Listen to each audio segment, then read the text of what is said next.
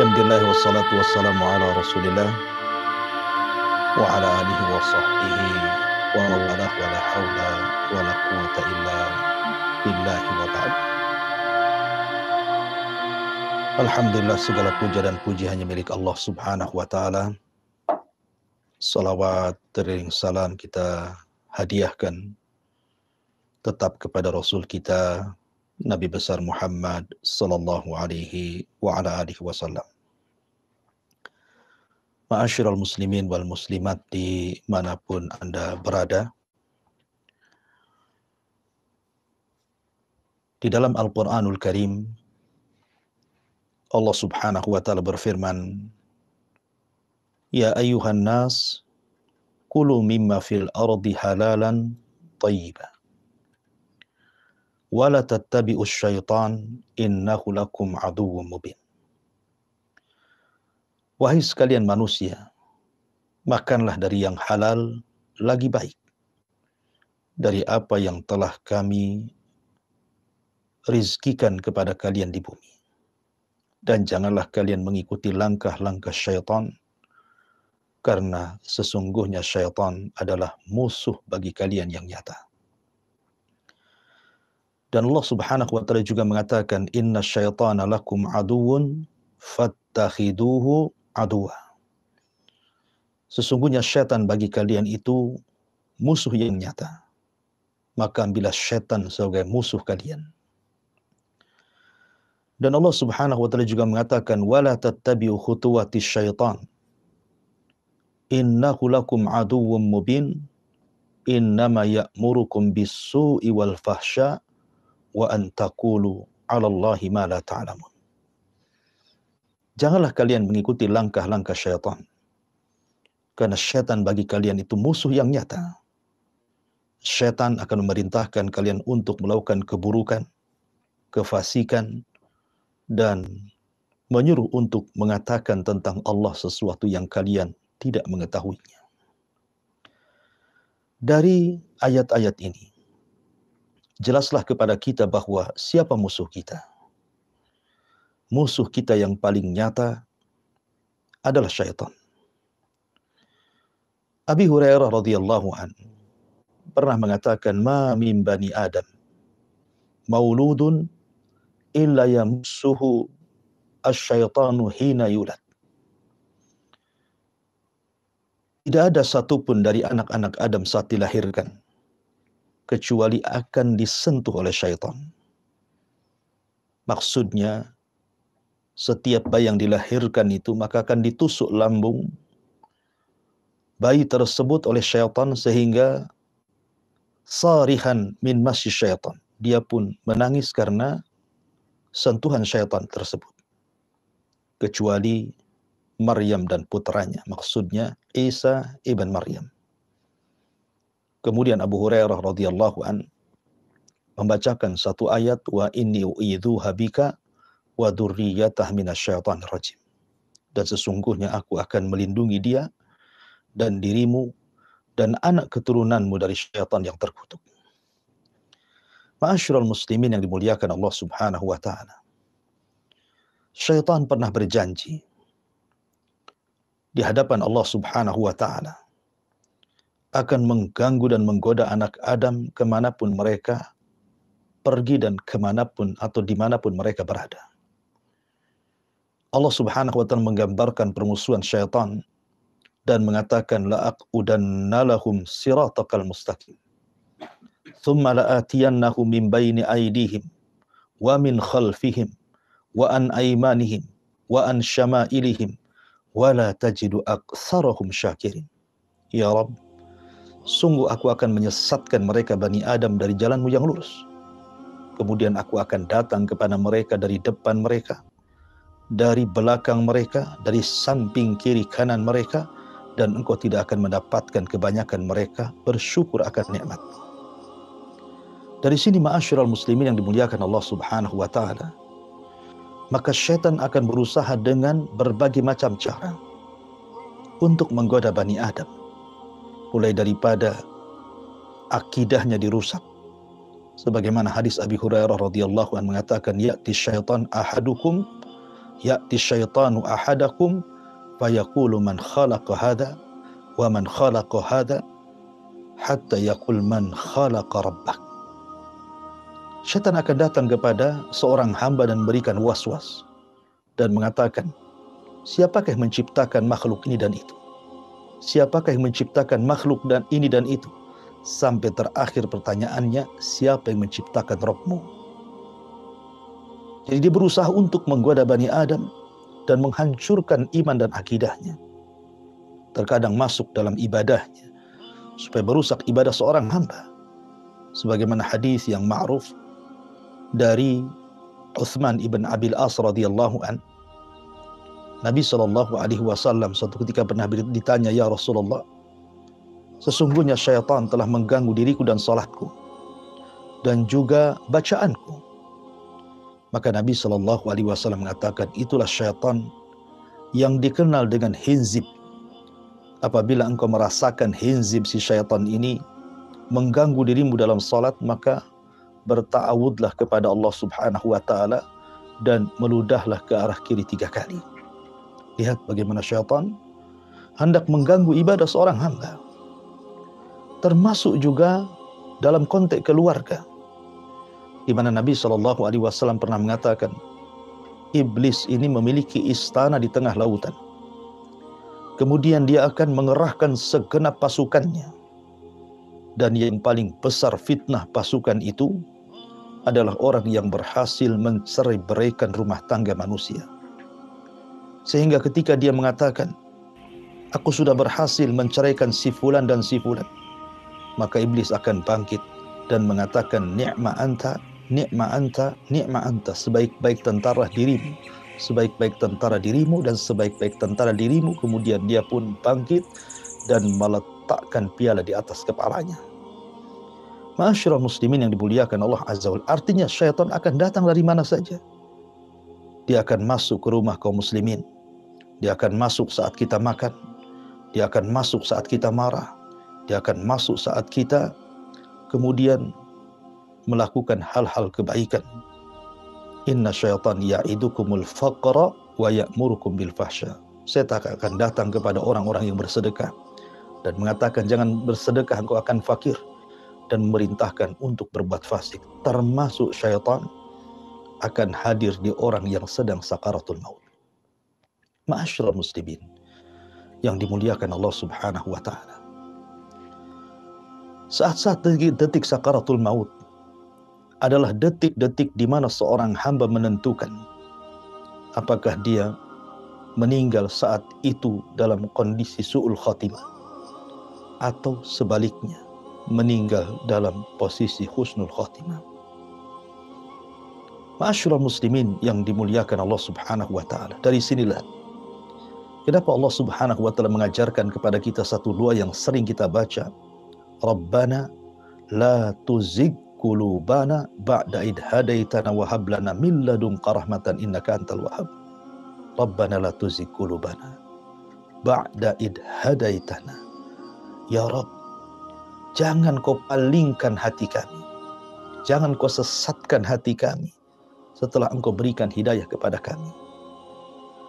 Karena dalam sebuah asar, ketika syaitan melihat ada seorang muslim yang sedang sakaratul maut, maka dia akan mengerahkan pasukannya, akan mengerahkan seluruh daya upayanya supaya orang yang sedang sakaratul maut dan dia seorang muslim tersebut meninggal bukan di atas agama Islam. Ma'asyiral muslimin yang dimuliakan Allah Subhanahu wa ta'ala, Al-Imam Al-Qurtubi dalam kitabnya At-Tadhkirah fi Ahwalil Akhirah menyebutkan satu riwayat dengan sigah tamrid. Jadi seorang hamba saat detik-detik wafatnya, maka syaitan akan tasyakul dalam bayang-bayang hamba yang sedang sakaratul maut itu, seolah-olah dia adalah ibunya, ibu yang sudah meninggalkan sebelumnya dari kematiannya. Dia datang menjelma ibunya dalam bayang-bayang kematiannya. Kemudian dia mengatakan, wahai anak, sesungguhnya agama Yahudi jauh lebih baik daripada agama dirimu. Sesungguhnya agama Yahudi jauh lebih baik dibandingkan agama yang kau anut. maka jadilah kau Yahudi. Maka kalau seorang hamba ini kemudian mengucapkan la ilaha illallah sebagaimana perintah Nabi SAW, man kana akhiru kalamihi la ilaha illallah dakhalal jannah. Barang siapa yang akhir ucapannya la ilaha illallah, maka dipastikan dia masuk surga. Makanya Rasul mengatakan lakinu mautakum bila ilaha illallah. Ejahkan kepada orang yang sedang sakaratul maut dengan kalimat la ilaha illallah. Kalau kemudian syaitan mengajak agar orang yang sedang sakaratul maut untuk beragama Yahudi, langsung dia mengucapkan la, tidak, la ilaha illallah. Tidak ada sembahan yang berhak disembah kecuali Allah. Maka dia tidak akan berhasil untuk menjadikan orang yang sedang sakaratul maut ini su'ul khatimah.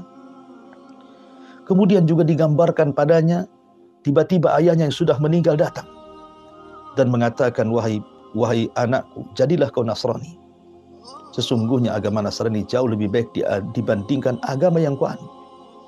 Kalau dia mengucapkan la ilaha illallah, tidak ada sembahan yang berhak disembah kecuali Allah, maka dia terselamatkan dari su'ul khatimah. Makanya penting seseorang yang sedang sakaratul maut itu ditalkinkan kalimat la ilaha illallah. Begitulah syaitan berusaha untuk supaya orang yang sedang sakaratul maut ini keluar daripada agamanya, keluar dari keyakinannya dan keimanannya. Terkadang kalau seandainya orang sakaratul maut ini sedang sakit parah, dia tidak tahan dengan sakitnya. Terkadang terbayang-bayang syaitan akan datang dan mengatakan, di sana ada seorang dukun, di sana ada seorang tabib, di sana ada seorang tukang sihir yang kalau engkau panggil dia bisa mengobati dirimu.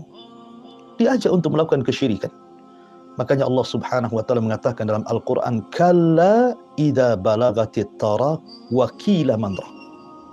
Kalla idza balagatit taraqi wa qila man raq. Sekali-kali tidak ketika nyawa berada di kerongkongan orang tersebut. Apa kata Allah?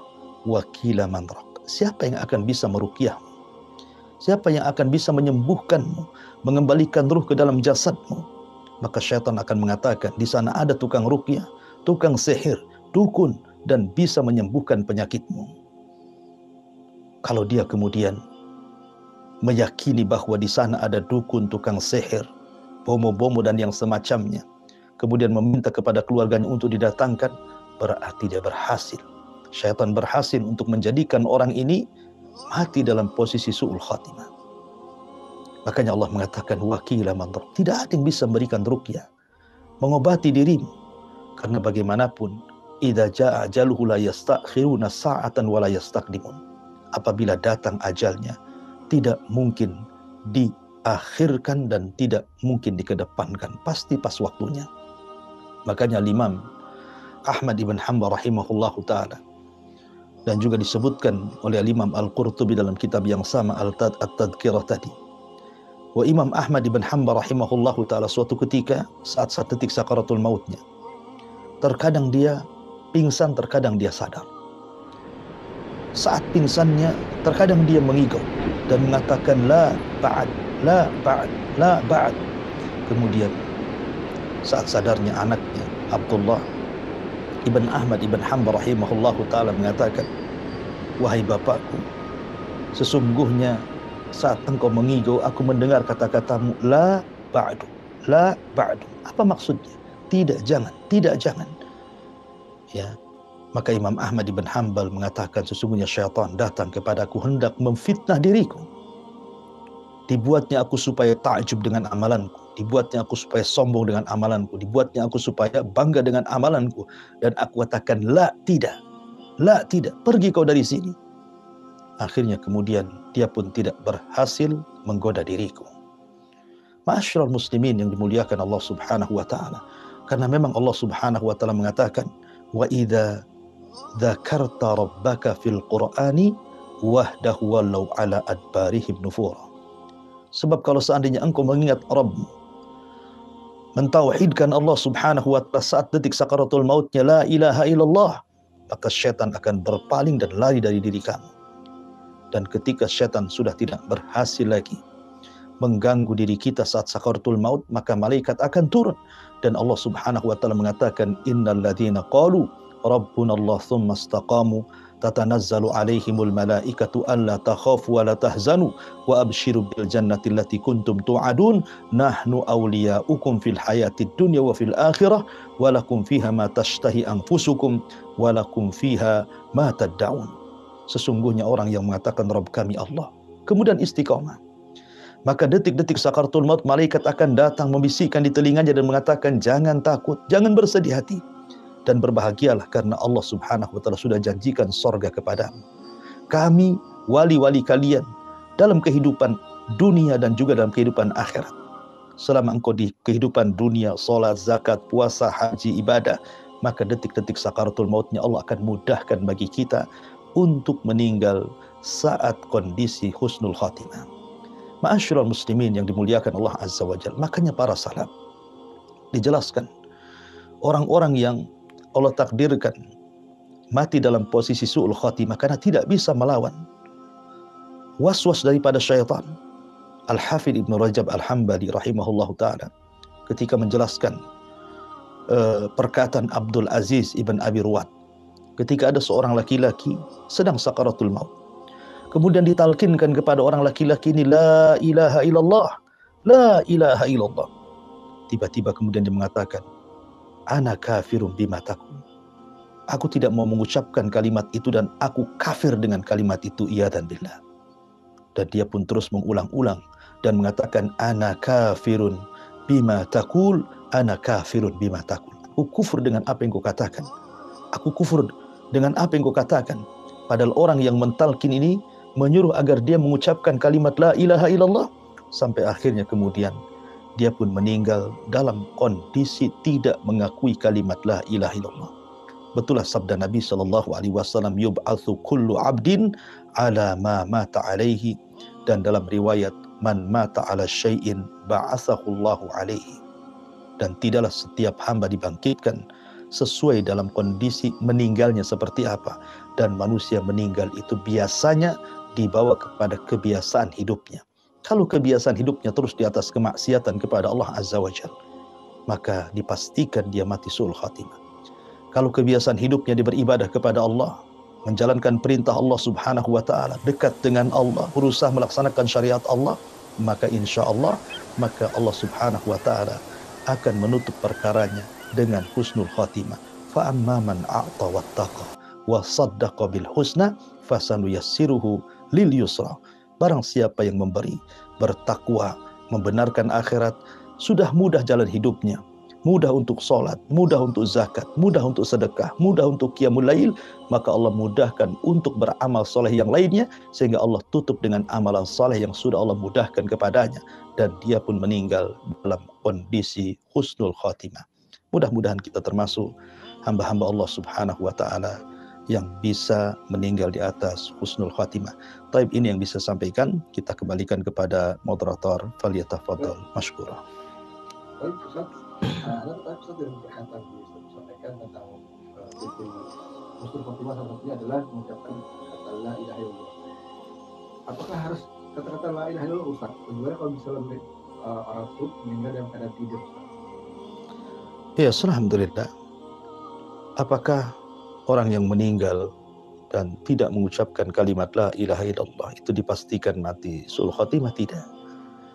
Karena orang yang mengucapkan la ilaha illallah saat sakaratul maut itu bagian daripada orang yang meninggal husnul khatimah.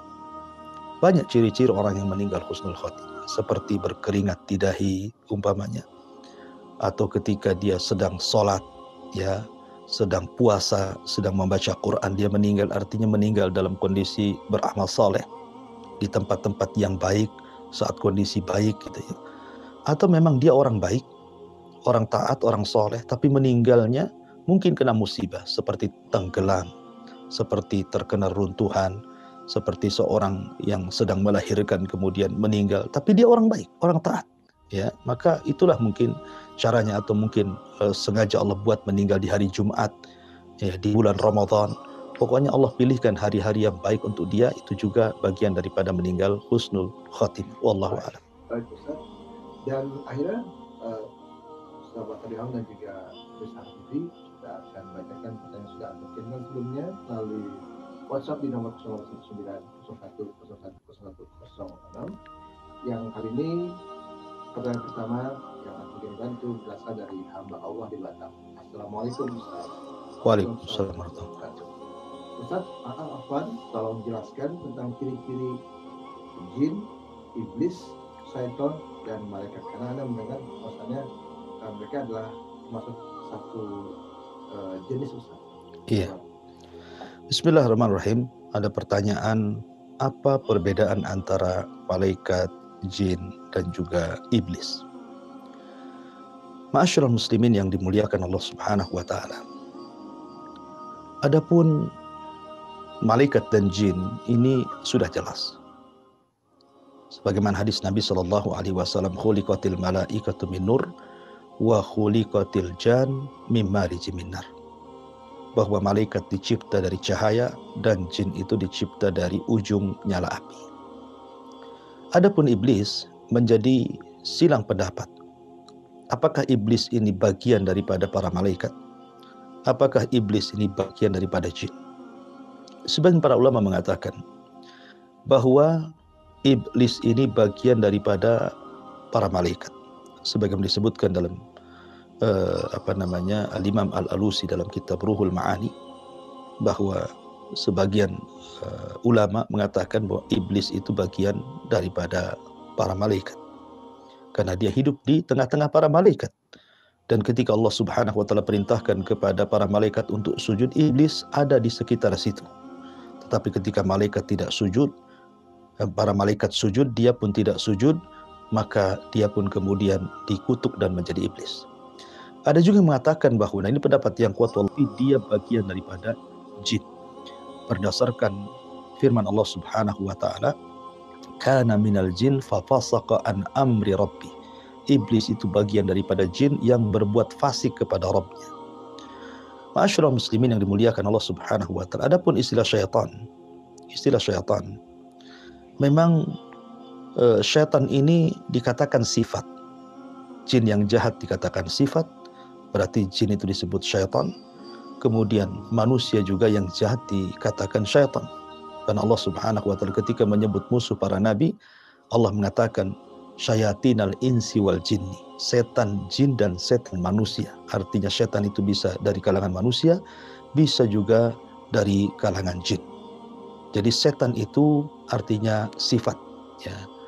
Walaupun ada yang mengistilahkan tentang masalah, kalau kita bicara tentang masalah syaitan, itu pun disebutkan oleh para ulama bahwa ada istilah-istilah dari kalangan jin yang mengganggu manusia. Ada istilah iblis, ya, ada istilah ibrit, ada istilah syaitan, ada istilah ghul, ada istilah arwah, ada istilah jin. Nah, gitu ya. Jadi sebagian para ulama membedakan istilah-istilah seperti itu, ya. Tapi yang jelas bahwa syaitan itu bagian daripada sifat, baik melekat pada jin ataupun kepada manusia. Adapun perbedaan antara malaikat dan jin itu sendiri, ada yang mengatakan bahwa malaikat itu dari asal ciptaannya saja sudah jelas. Artinya malaikat itu berbeda dengan jin. Kemudian yang kedua, malaikat semua beriman dan mereka maksum, tidak pernah melakukan dosa. Itu malaikat, ya, berbeda dengan jin. Kebanyakan mereka berbuat fasik, berbuat maksiat, berbuat dosa, dan sedikit yang beriman kepada Allah Subhanahu wa taala. Kemudian malaikat terbebaskan dari syahwat. Malaikat tidak punya syahwat, ya, tetapi jin sama dengan manusia diliputi syahwat. Makanya banyak di antara jin mereka berbuat jahat karena dorongan syahwat yang Allah Subhanahu wa taala fitrahkan kepada badan mereka. Dan malaikat selalu menyuruh kepada kebaikan, tetapi jin ini menyuruh kepada keburukan. Wallahu a'lam bishawab. Itu secara singkat perbedaan antara malaikat, jin, iblis, dan syaitan. Nah, syukron. Selanjutnya kita lanjutkan dengan pertanyaan yang dikirimkan dari Kemal bin Arsil. Assalamualaikum Ustaz. Waalaikumsalam warahmatullahi wabarakatuh. Apa Ustaz? Dalam surat Al-Maidah ayat 9 itu dikembangkan yang artinya, ingatlah pada hari ketika Allah mengumpulkan para rasul, lalu dia bertanya kepada mereka, apa jawaban kamu terhadap seruanmu? Mereka para rasul menjawab, kami tidak tahu tentang itu, sesungguhnya engkaulah yang maha mengetahui segala yang gaib. Nah, berarti saya berpendapat bahwasannya para rasul pun juga tidak mengetahui tentang gaib. Pertanyaannya adalah gini Ustaz, pertanyaannya, mengapa saat ini banyak manusia yang mengklaim beberapa mereka mengetahui hal gaib? Itu bagaimana Ustaz dan seperti itu? Ya, alhamdulillah. Dalam surah Al-Maidah yang ditanyakan bagaimana surat Al-Maidah ayat 109, mungkin bunyinya yauma yajma'ullahu ar-rusula fayaqulu madza ajibtum qalu la ilma lana innaka anta 'allamul ghuyub. Pada hari ketika Allah Subhanahu wa taala mengumpulkan para rasulnya di padang mahsyar, kemudian Allah akan berfirman kepada para rasul, madza ajibtum, apa yang kalian akan jawab terhadap umatmu yang mengingkari engkau atau kalian sudah menyampaikan risalah kepada mereka. Maka para nabi akan mengatakan, la ilma lana, tidak ada ilmu bagi kami, innaka anta 'allamul ghuyub, sesungguhnya engkau adalah zat yang maha mengetahui yang gaib. Kalimat la ilma lana ini bukan berarti para nabi tidak bisa menjawab. Ya, tentu mereka bisa menjawab di hadapan Allah karena mereka sudah menyampaikan risalahnya. Tetapi karena adab para nabi kepada Allah Subhanahu wa taala, maka mereka mengatakan la ilma lana, tidak ada pengetahuan kepada kami karena pengetahuan itu ada padamu. Ya, sebagaimana ketika Isa bin Maryam, Allah Subhanahu wa taala berfirman, wa id qala Allahu ya Isa ibna Maryam a anta qulta lin-nasi ittakhiduni wa umya ilahaini min dunillah. Ketika Allah berfirman kepada Isa, wahai Isa, apakah engkau mengatakan kepada manusia, ambillah aku dan ibuku sesembahan selain daripada Allah? Maka Isa mengatakan, subhanak ma yakunu li an aqulu ma laysa li bihaq. Suci engkau ya Rabb, tidak pantas aku mengucapkan kalimat itu. In kuntu qultu faqad alimtahu, kalau aku katakan kau tahu. Ya, kenapa? Ta'lam ma fi nafsi, karena engkau tahu apa yang ada pada diriku. Wala a'lam ma fi nafsi, tapi aku tidak tahu apa yang ada pada dirimu. Innaka anta 'allamul ghuyub, karena engkau zat yang maha mengetahui yang gaib. Artinya para nabi ketika mengatakan la ilma lana, artinya ini adab para nabi kepada Allah Azza wa Jalla. Ada juga yang mengatakan kalimat la ilma lana, tidak ada ilmu kepada kami, karena saat itu saat yang sangat mencekam, saat yang menakutkan, saat yang mengkhawatirkan, sehingga para rasul bingung apa yang mereka harus jawab. Sehingga mereka mengatakan la ilma lana, tidak ada pengetahuan bagi kami. Tetapi setelah kemudian perkaranya sudah mulai tenang, kemudian didatangkan saksi, maka baru para nabi bisa menjawab di hadapan Allah Subhanahu wa taala. Karena ayat ini, ayat surah Al-Maidah 109 ini menceritakan bahwa setiap umat itu akan dipanggil di hadapan Allah Subhanahu wa taala bersama nabi yang diutus kepada mereka. Kemudian Allah Subhanahu wa taala akan berfirman kepada para nabi dan juga umatnya, sudahkah nabi ini menyampaikan risalahnya kepada kalian? Maka umatnya yang kafir akan mengatakan, tidak ya Rabb, dia berdusta, dia tidak pernah menyampaikan risalah dia kepada kami. Maka Allah Subhanahu wa taala akan mengatakan kepada nabi ini, kenapa engkau tidak menyampaikan risalahmu kepada mereka? Maka nabi ini mengatakan, kami sudah menyampaikan risalahnya ya Rabb, tapi mereka berdusta. Maka Allah mengatakan, kalau begitu datangkan saksi kalau engkau memang sudah menyampaikan risalahnya. Maka nabi ini akan mengatakan, contoh saja Nuh atau Ibrahim atau Musa atau Isa akan mengatakan, kami punya saksi. Kemudian mereka pun mendatangkan Rasul kita Muhammad SAW dan menjadi saksi bahwa mereka sudah menyampaikan risalah kepada umatnya. Maka Allah akan mengatakan kepada Nabi SAW, kenapa engkau akan jadi saksi kepada mereka sementara engkau tidak hidup di zaman mereka? Ya, engkau hidup di zaman sekarang. Mereka hidup di zaman siapa? Engkau tidak pernah hidup di zaman mereka. Kenapa engkau jadi saksi mereka? Maka Nabi SAW mengatakan, sesungguhnya aku siap menjadi saksi bahwa mereka sudah menyampaikan risalah mereka kepada umatnya, karena engkau sendiri yang mengatakan bahwa mereka sudah menyampaikan risalah. Kemudian Rasul membacakan ayat Al-Quran tentang bagaimana Nuh menyampaikan risalahnya. kemudian Musa menyampaikan risalahnya, kemudian Isa menyampaikan risalahnya, kemudian semua para nabi sudah menyampaikan risalahnya. Dari sini kita tahu bahwa semua para nabi akan ditanya. Fala nas'alanna alladzina ursila ilaihim wala nas'alannal mursalin. Dan kami akan tanya kepada orang-orang yang diutus kepada mereka rasul, bahkan kami pun akan tanya para rasul. Fawarabbika lanas'alannahum ajmain. Sungguh kami akan bertanya kepada mereka semuanya, termasuk juga para nabi, sebagai bentuk pertanggungjawaban mereka di hadapan Allah Subhanahu wa taala. Itu makna ayat surah Al-Maidah 19 ini. Adapun yang dipahami penanya bahwa berarti kalau gitu para nabi tidak tahu yang gaib. Ya, memang para nabi tidak tahu yang gaib. Tidak ada nabi yang tahu yang gaib. Nabi itu tahu yang gaib karena Allah Subhanahu wa taala memberitahu. Seperti Nabi SAW diberitahu di akhir zaman akan muncul Dajjal, akan turun Isa, akan datang Ya'juj Ma'juj, akan datang Duhan, akan datang gempa dari arah timur barat dan jazirah Arab, akan datang api yang menggiring manusia dari Aden sampai ke Syam. Itu semua perkara-perkara gaib. Allah yang kasih tahu. Tapi kalau Allah Subhanahu wa taala tidak kasih tahu, tidak ada satupun makhluk, jinnya, malaikatnya, manusianya yang tahu tentang kegaiban. Karena yang tahu yang gaib itu adalah Allah Subhanahu wa taala. Maka siapapun yang mengetahui, mengklaim dia mengetahui yang gaib, dustakan ucapannya. Mereka dajjal, mereka para pendusta. Tidak ada tahu yang gaib, ada tahu yang gaib. Yang tahu yang gaib hanya Allah Subhanahu wa taala. Wallahu a'lam. Baik, syukur Ustaz atas penjelasan.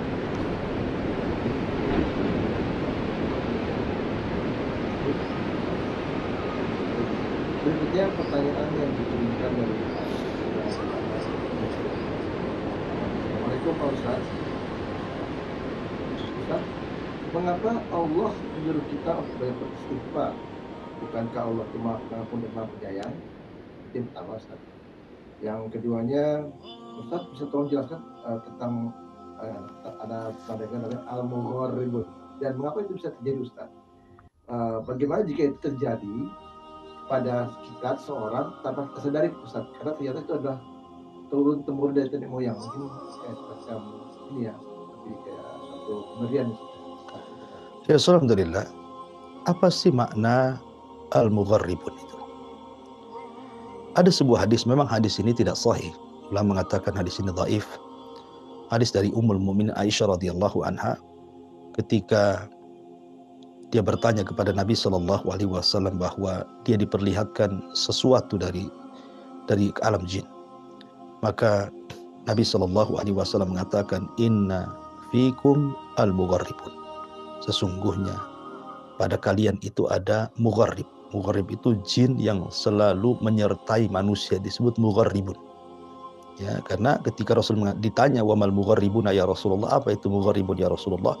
Maka Rasul mengatakan alladzina yashtariku fihimul jin, orang yang selalu disertakan padanya jin yang mengganggunya. Ada sebagian para ulama ketika memahami kalimat mugharribun artinya jin yang menyertai manusia, artinya jin-jin yang jahat, yang terkadang ketika seseorang suami istri menggauli atau berjima, melakukan hubungan suami istri, maka jin mugharrib ini akan datang, kemudian akan mengganggu orang yang sedang melakukan hubungan untuk tidak mengingat Allah, untuk tidak berzikir, untuk tidak mengucapkan Allahumma jannibna syaitan wa jannibi syaitan ma razaqtana. Ya Allah, jauhilah syaitan dan jauhilah apa yang akan kau rizkikan kepada kami dari syaitan. Dia dilupakan untuk membaca basmalah dan ta'awud, sehingga syaitan ikut melakukan perjimaan bersama suami istri itu. Ada juga yang mengatakan artinya mugharribun itu artinya syaitan yang selalu memerintahkan orang untuk melakukan zina, ya, untuk melakukan perzinahan. Maka syaitan tidak akan meninggalkan anak-anak muda atau anak-anak putri yang bermaksiat kepada Allah, kemudian terus diwaswasi untuk melakukan perzinahan. Ada juga yang mengatakan mugharribun itu artinya syaitan yang datang kepada para dukun, kepada paranormal, yang memberikan kabar dusta untuk disebarkan di tengah-tengah manusia.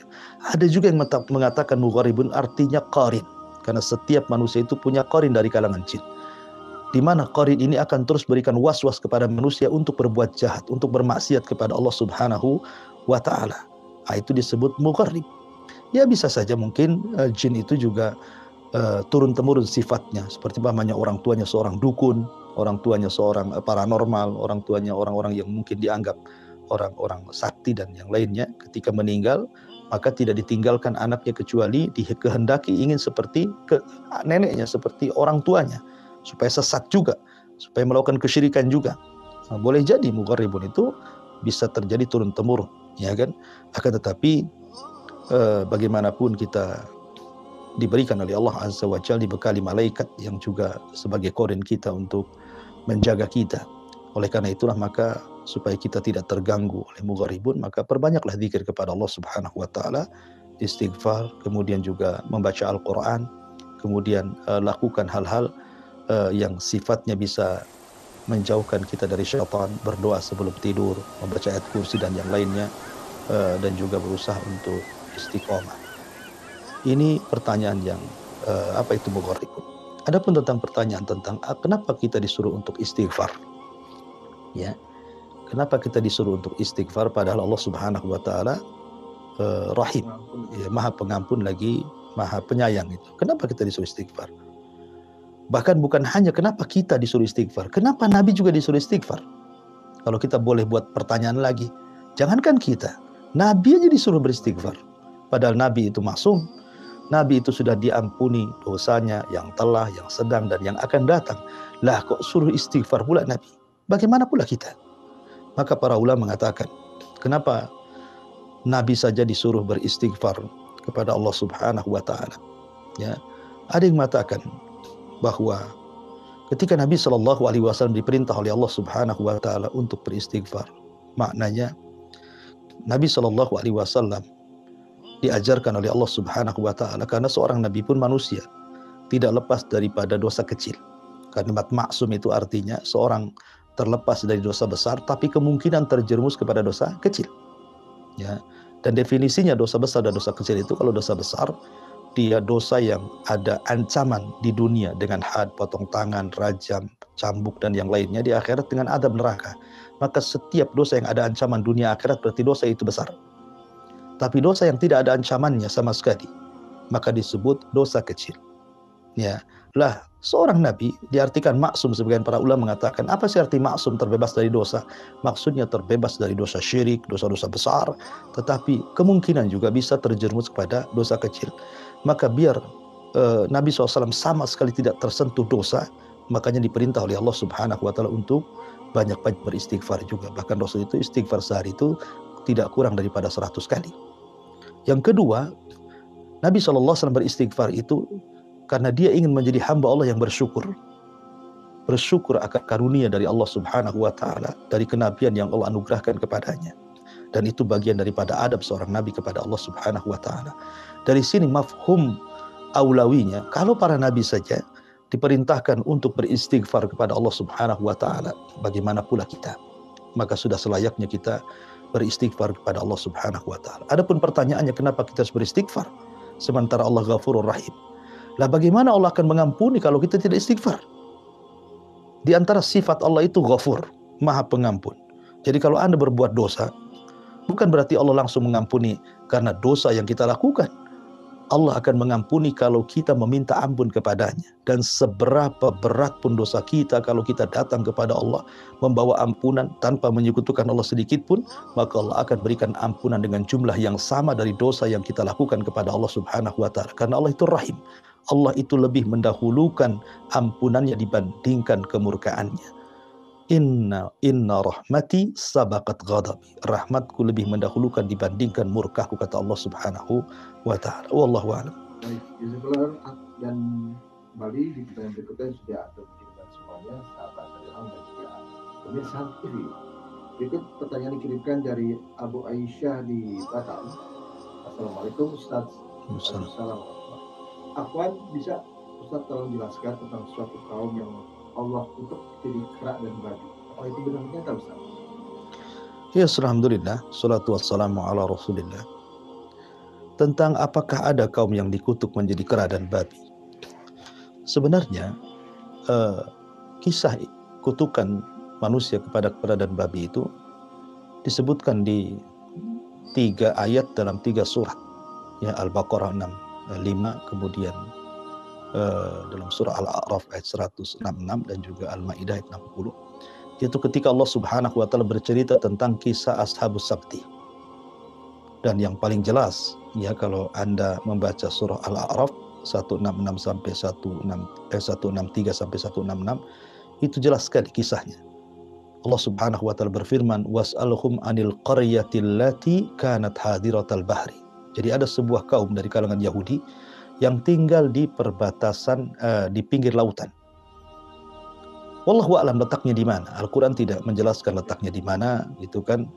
Karena juga kalau memang ini penting tentu akan diletakkan dijelaskan tempatnya, tapi ketika Allah Subhanahu wa taala tidak menyebutkan tempatnya, maknanya tidak ada ibrah dalam hal mengetahui tempat. Yang jelas ibrah dari kisahnya ya. Jadi ada rombongan Yahudi itu berada di pinggir lautan. Kemudian mereka diberikan hari, karena orang Yahudi itu kan dengan hari Sabtu itu sangat sakral sekali.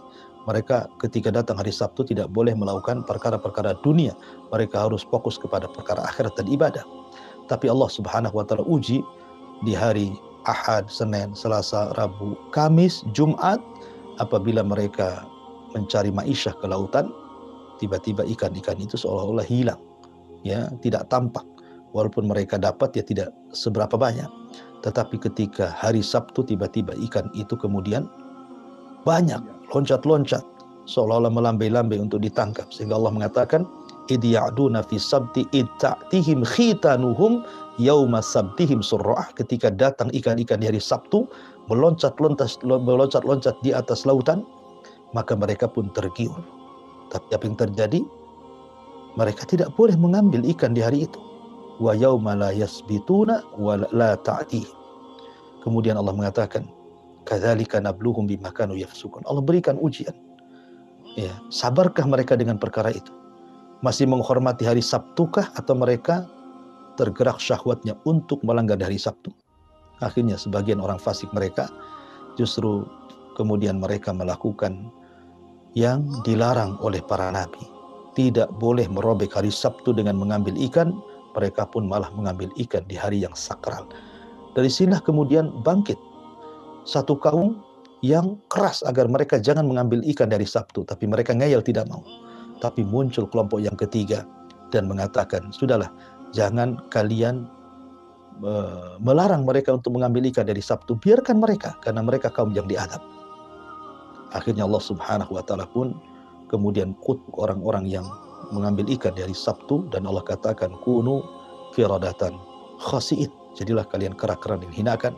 Ketika orang-orang solehnya membuat tembok untuk misahkan diri dari orang-orang fasik, tiba-tiba mereka tidak mendengar lagi suara-suara kebahagiaan orang yang menangkap ikan dari Sabtu. Senyap sepi, maka mereka pun ketika naik memanjat ke tebing dan lihat di atas tembok mereka rupanya tidak ada orang. Setelah kemudian mereka menghampiri lautan itu, rupanya semua sudah menjadi kera. Dan Allah Subhanahu wa taala katakan, kunu qiradatan khasi'in. Dalam surah Al-Maidah, mereka dikutuk menjadi kera dan juga babi. Ada yang mengatakan anak-anak mudanya dikutuk menjadi kera dan orang tuanya dikutuk menjadi babi. Ada juga yang mengatakan orang-orang yang mengambil ikan dari Sabtu dikutuk menjadi kera, dan orang-orang yang melarang kepada orang yang melarang mengambil ikan dari Sabtu dikutuk menjadi babi. Wallahu a'lam. Itu sebuah kenyataan. Tetapi apakah kemudian pengutukan-pengutukan seperti ini terjadi kepada umat Islam? Ini kan umat terdahulu. Mungkinkah akan terulang? Manusia bisa dikutuk menjadi babi? Ulama menjawab, bisa saja terulang, tetapi bukan dalam bentuk masyarakat. Ini kan satu masyarakat gitu ya, dalam bentuk orang ramai, jamaah dikutuk. Tapi kalau perorangan memungkinkan. Dan itu pernah terjadi di zaman Al-Imam Ibnu Hazm rahimahullah ta'ala, ketika Nabi SAW bersabda agar seseorang tidak boleh ketika sholat mengangkat kepalanya ke langit. Dalam riwayat, agar seorang tidak boleh mendahului imam. Kemudian Rasul mengatakan, atau kalau dia tetap melakukannya, maka wajahnya akan dirubah menjadi wajah keledai. Kemudian ada orang yang kemudian tidak yakin dengan hadis ini, kemudian dengan istihza mengolok-olok dia pun dan mengatakan, tidak mungkin kalau saya mendahului imam tiba-tiba kepala saya jadi keledai. Kemudian akhirnya dia pun sholat, dan betul-betul dia praktekkan hadis itu, mendahului imam. Sebelum imam ruku dia sudah ruku, sebelum imam sujud dia sujud. Artinya dia betul-betul melanggar hadis itu. Setelah sholat memang Allah Subhanahu wa taala bentuk kepalanya seperti keledai. Dan itu terjadi di zaman Al-Imam Ibnu Hazm, seorang ulama dari Andalus gitu ya. Artinya bahwa bisa terjadi perorangan, tetapi kalau dalam bentuk jamaah, kata para ulama tidak akan terulang pengutukan orang menjadi babi dan juga jadi kera. Tapi dalam bentuk yang lain, mungkin orangnya tidak berubah menjadi kera dan babi, tapi wataknya, sifatnya, maka itu juga bisa terjadi kepada umat Islam. Wallahu a'lam. Baik, jazakallahu Ustaz. Kemarin begitu luas dan panjang, dan insya Allah yang dari Ustaz tadi bisa menjawab pertanyaan dari Abu Safira, dan semoga kemudahan itu tadi. Baik. Berikutnya pertanyaan terakhir Ustaz saat ini. Ini pertanyaannya berasal dari Anda ingin bertanya Ustaz tentang apakah sebenarnya Ustaz menjadi penyebab dari adanya perang Badar Ustaz? Satu itu, dan kata Badar itu dari apa Ustaz? Dari bukit atau mungkin dari tempat Ustaz? Syukran. Iya, alhamdulillah, salatu wassalamu ala rasulillah, amma ba'du. Adapun tentang masalah perang Badar, peperangan Nabi Shallallahu Alaihi Wasallam itu terkadang dinamai karena tempat perangnya memang di sebuah tempat yang dinamai tertentu, maka perangnya pun ia dinamai dengan nama tempat peperangannya. Seperti perang Uhud. Kenapa disebut perang Uhud? Karena memang terjadi di Bukit Uhud. Ya. Ataupun perang Bani Mustalik, karena yang diserbu adalah Bani Mustalik, kabilah Mustalik, maka disebut perangnya Bani Mustalik. Ya. Termasuk juga Badar. Kenapa kemudian disebut perang Badar? Karena dinisbatkan ke tempat peperangannya di Badar.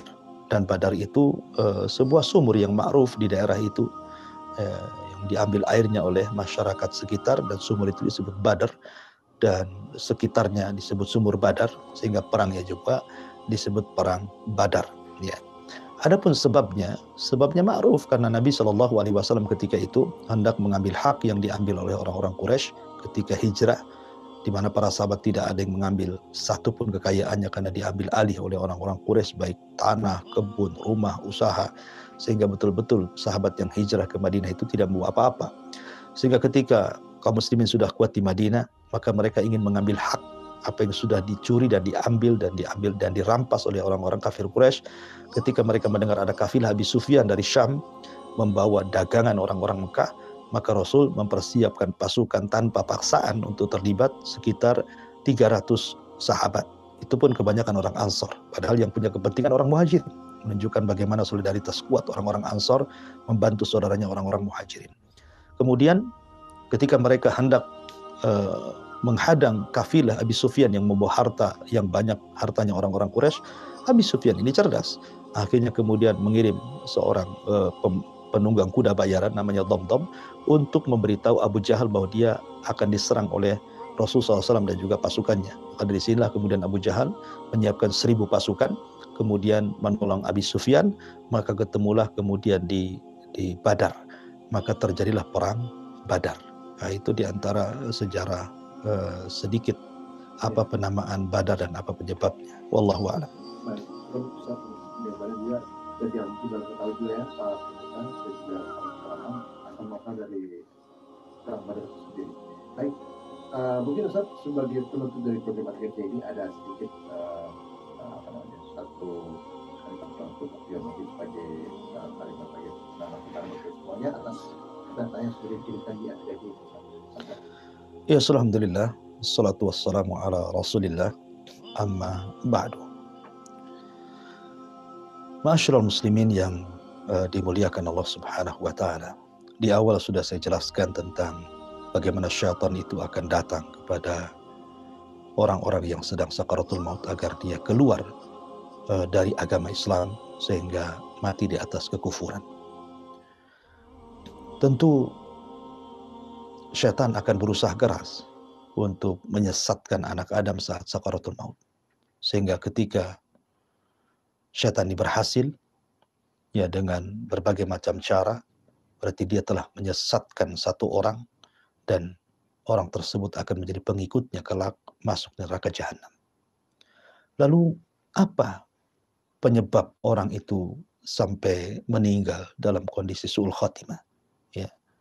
Tentu yang pertama karena fasadul akidah, karena rusak akidah. Ya. Kemudian yang kedua al-israr alal ma'asi, terlampau banyak maksiat sehingga akhirnya dia susah untuk bertobat. Kemudian Allah akhiri dia kehidupannya dengan maksiat sehingga su'ul khotimah. Kemudian yang keempat, karena banyak melakukan dosa besar, sehingga dia pun diwafatkan dalam kondisi seperti itu. Kemudian terlampau cinta dengan dunia dan meninggalkan akhirat. Terlampau sibuk dengan perniagaan, sibuk dengan usaha, sibuk dengan mengejar dunia sehingga lalai dengan akhirat, sampai akhirnya Allah Subhanahu wa taala mengatakan alhaqumut takatsur hatta zurtumul maqabir, karena lalainya mengejar kepada akhirat dan semangatnya mengejar dunia, akhirnya dunia melalaikannya sehingga dia dipendam dan masuk ke dalam kuburan. Termasuk juga dia mudah untuk berpaling dari istiqomah. Ya, dia tidak istiqomah dalam agamanya. Sehingga ketika dia tidak istiqomah itulah, maka terkadang dia diwafatkan dalam posisi su'ul khatimah. Oleh karena itulah ma'asyiral muslimin yang dimuliakan Allah Subhanahu wa taala, pentingnya seseorang itu berkawan dengan orang-orang soleh, hadir di majelis-majelis ta'lim, kemudian juga tidak sembarang mencari kawan, kemudian juga tetaplah beribadah kepada Allah Azza wa Jalla, paksakan untuk mendekatkan diri walaupun dalam kondisi malas, karena memang hidup manusia itu terkadang ada fatrah, ada masa futurnya, terkadang ada masa semangatnya. Maka barang siapa saat futur dia tetap menjalankan sunnah Nabi Shallallahu Alaihi Wasallam ataupun ibadah kepada Allah Azza wa Jalla, faqad ihtada, kata Rasul, maka engkau akan diberikan hidayah sampai akhirnya Allah Subhanahu wa taala wafatkan kita dalam posisi husnul khatimah. Wallahu a'lam bishawab. Mudah-mudahan manfaatkan. Saya kembalikan kepada moderator, fal yatafadhal mashkura. Baik, jazakallahu khairan Ustaz atas paparannya. Ustaz Abu Mairo dan tentunya sahabat Radio Ham dan juga